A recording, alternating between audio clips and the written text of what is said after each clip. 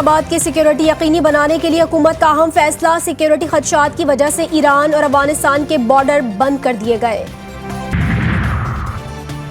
कौन जीतेगा इक़्तिदार का मार्का। आम इंतखाबात के लिए वोटिंग कल होगी। मुल्क भर में करोड़ों अफराद अपने नुमाइंदों का इंतखाब करेंगे।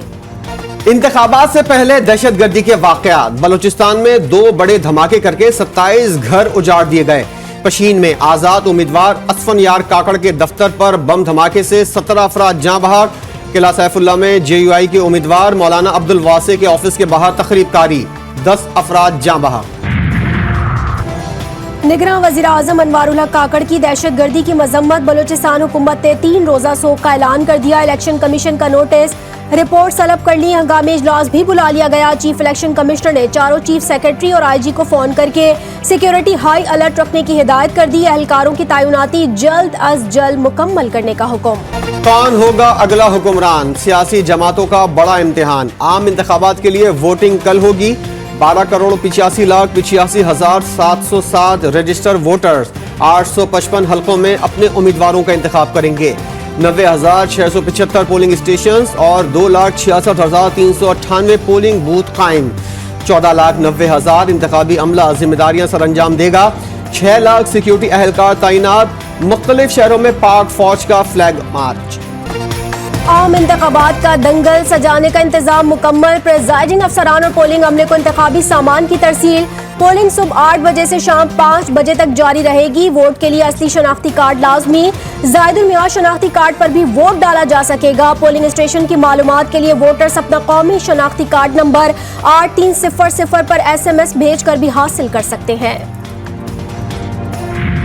ऑफिसर बनाया है मुझे। मैंने ट्रेनिंग 1 घंटे की नहीं ली। प्रिजाइडिंग ऑफिसर का काम क्या है वो मैंने ट्रेनिंग ली ही नहीं है। 46-45 मुझे कख पता नहीं है कि कैसे भरा जाएगा। मुझे तो पता है, मैं तो डर सी बात कह रहा हूँ। मैं खुद एक प्रिजाइडिंग ऑफिसर हूँ, लेकिन मेरे अमले का मोबाइल नंबर गलत दिया हुआ है। कराची में इंतखाबी सामान की फराहमी में बदनज़मी। फॉर्म 45 क्या होता है। प्रिजाइडिंग अफसर गुलाम अली लाइल्म। तरबियत ना देने का शिकवा। लोगों ने शिकायत के अंबार लगा दिए। सिक्योरिटी इंतजामात की भी कलई खुल गई।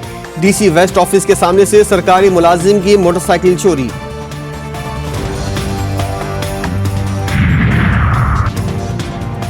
कल होगा बड़ा सियासी दंगल। NA 130 में नवाज शरीफ का मुकाबला PTI की उम्मीदवार डॉक्टर यास्मीन राशिद से होगा। बिलावल भुट्टो और राशिद महमूद सुमरो मध्य मुकाबिल। आसिफ अली जरदारी और आज़ाद उम्मीदवार सरदार शेर मोहम्मद रिंद आमने सामने। मौलाना फजल रहमान और अली अमीन गंजापुर मध्य मुकाबिल। जमात इस्लामी के लियाकत बलोच और शहबाज शरीफ के दरमियान कांटे का मुकाबला मुतवक्के। कराची के NA 246 में हाफिज नईम और अमीनुल हक के दरमियान मैदान लगेगा। डॉक्टर फारूक सत्तार और PTI की हिमायत याफ्ता आजाद उम्मीदवार खुरम शेर जमान में भी जोर आजमाई होगी। शरीफ बरादरान आम इंतखाबात में अपनी ही पार्टी को वोट देने से महरूम। नवाज शरीफ, शहबाज शरीफ और हमजा शहबाज शेर पर मोहर नहीं लगा सकेंगे। तीनों रहनुमा NA 128 में औकाब के निशान पर ऑन चौधरी को वोट देंगे। नून लीग इस हलके में IPP उम्मीदवार की हिमायत करेगी।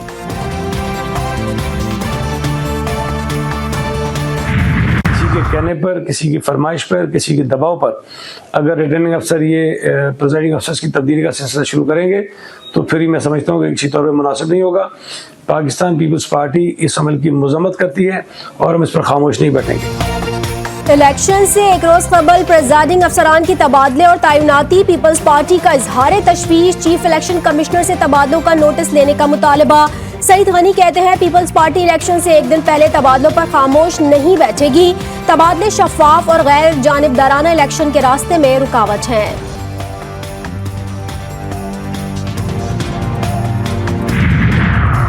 इंतखाबात में धांधली से मुतल्लिक दरख्वास्तें जमा करवाने की SOP जारी। इलेक्शन कमीशन सेक्रेटेरिएट 10 और 11 फरवरी को भी खुला रहेगा।